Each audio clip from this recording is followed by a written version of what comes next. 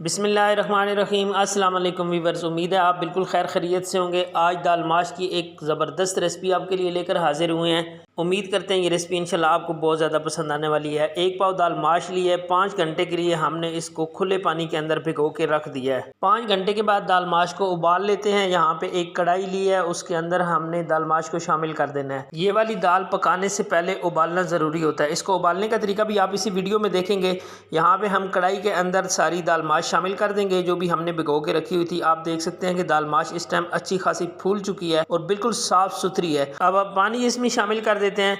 पानी हम यहाँ पे तकरीबन 1.5 लीटर शामिल कर रहे हैं। यहाँ पे आप देख सकते हैं कि दाल से 1 इंच पानी ऊपर रहना चाहिए। दाल को बॉयल आना शुरू हो गया और उसी के साथ इसके ऊपर झाग बनना शुरू हो गई। तो आपने क्या करना है जी, ढक्कन को हटा लेना है और इस झाग को आपने किसी चम्मच की मदद से उतारना है। ये झाग असल में दाल की मैल होती है। इसको जब हम नहीं उतारते तो हमारी दाल बेजायका बनती है। इसको हम उतार लेंगे तो हमारी दाल इंशाल्लाह बहुत ज़्यादा टेस्टी बनेगी। जिस हद तक मुमकिन है आप इसकी झाग लाजमी उतार लीजिए। दोबारा से कवर रखें। दोबारा अगर झाग बनती है तो दोबारा भी आप इसकी झाग हटा दें। जितनी ज़्यादा आप दाल को साफ़ करेंगे इतनी इंशाल्लाह आपकी दाल टेस्टफुल बनेगी। दाल में पानी काफ़ी नीचे चला गया है। ढक्कन उतार के हम इसकी सूरत हाल को देख लेते हैं और चेक भी कर लेते हैं कि दाल हमारी गल गई है या नहीं गली अभी तक। एक दफ़ा हमने इसको अच्छी तरह मिक्स कर लेना है और उसके बाद चेक कर लेते हैं जी। तो व्यूअर्स चलते हैं अगले प्रोसेस की तरफ। हमने एक कढ़ाई को दोबारा से लिया है, उसके अंदर घी शामिल करेंगे। घी हमने 3 चम्मच लिए हैं। अगर कप के हिसाब से देखेंगे तो ये 1 कप के बराबर है। घी को मुनासिब टेम्परेचर तक हम गर्म करेंगे और उसके बाद इसमें हरी मिर्च शामिल करेंगे।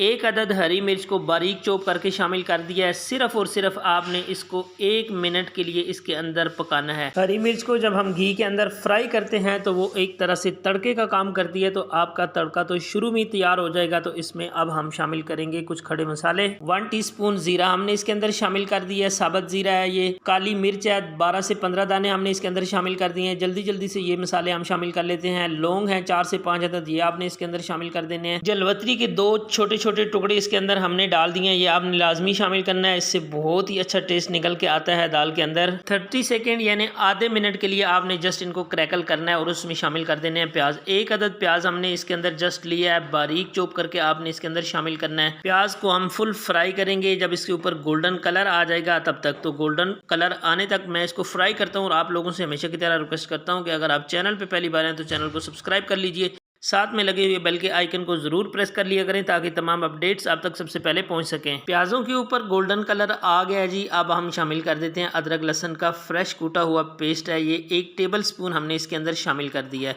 इसको भी 1 मिनट के लिए हम इसके अंदर पकाएंगे। इसकी बहुत सी प्यारी खुशबू आएगी। जो ही इसकी प्यारी खुशबू आएगी तब हमने इसमें मज़ीद चीज़ें शामिल कर देनी है।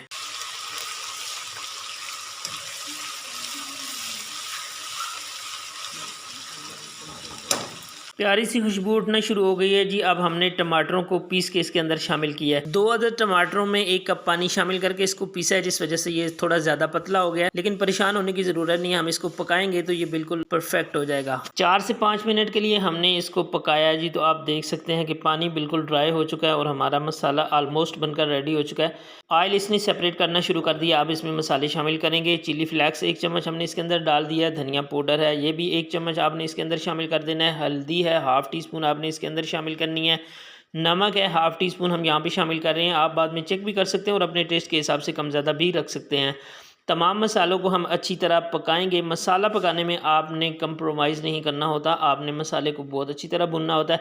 जितना अच्छे से मसाला आप फ्राई करेंगे तो इतना ही प्यारा आपका सालन बनकर रेडी होगा। अल्हम्दुलिल्लाह मसाला रेडी हो चुका है। अब हम इसके अंदर दाल शामिल कर देंगे। दाल हमने फुल बॉयल कर ली थी, आपको पहले भी बताया, लेकिन आपने इस स्टेज पे दाल को दोबारा मसाले के अंदर फ्राई नहीं करना। अगर आप दाल को फ्राई करेंगे तो आपकी दाल फिर से सख्त हो जाएगी। आपने जस्ट इसको एक दफ़ा मसाले के अंदर मिक्स करना है। और जो दाल के अंदर थोड़ा सा पानी था वो भी हमने इसी के साथ शामिल किया कि एकदम से खुश्क मसाले में अगर आप दाल शामिल करेंगे तो वो आपकी दाल दोबारा से सख्त हो सकती है। दाल को मसाले के साथ अच्छी तरह मिक्स करने के बाद आपने इसके ऊपर 2-3 चीज़ें शामिल करनी है, जिसमें हरा धनिया आपने इसके ऊपर ढेर सारा शामिल करना है। दाल के ऊपर बहुत ही अच्छा फ्लेवर आता है, बहुत प्यारी खुशबू देता है दाल के ऊपर। 1 अदद हरी मिर्च है बारीक कट करके हमने ये भी इसके ऊपर शामिल कर दी है। अदरक है बारीक कट करके आपने इसके ऊपर थोड़ी सी वो भी शामिल कर देनी है। अब इसमें थोड़ा सा मॉइस्चर बाकी है तो हमने लगा देना है इसको दम। 8 मिनट के लिए हम इसको बिल्कुल स्लो आंच पे दम लगा रहे हैं। 8 मिनट हो चुके हैं जी, दम हटा देते हैं। अल्हम्दुलिल्लाह बड़ी प्यारी खुशबू आ रही है हमारे सालन में से। आज का हमारा दाल माश का सालन बनकर रेडी है। दम लगाने से इसके अंदर जो मॉइस्चर था वो भी बिल्कुल ड्राई हो चुका है, ऑयल सेपरेट हो चुका है, ऊपर आ चुका है और दाल माशाल्लाह से बहुत ही प्यारी बनकर रेडी हुई है हमारी। आज की ये वीडियो आपको कैसी लगी है? अगर आपको वीडियो पसंद आई है तो आपने वीडियो को लाइक कर देना है और अपने फ्रेंड और फैमिली के साथ शेयर कर देना है। मुझे दीनी है इजाज़त, अपना बहुत ज़्यादा ख्याल रखना है। अल्लाह नेगेबान।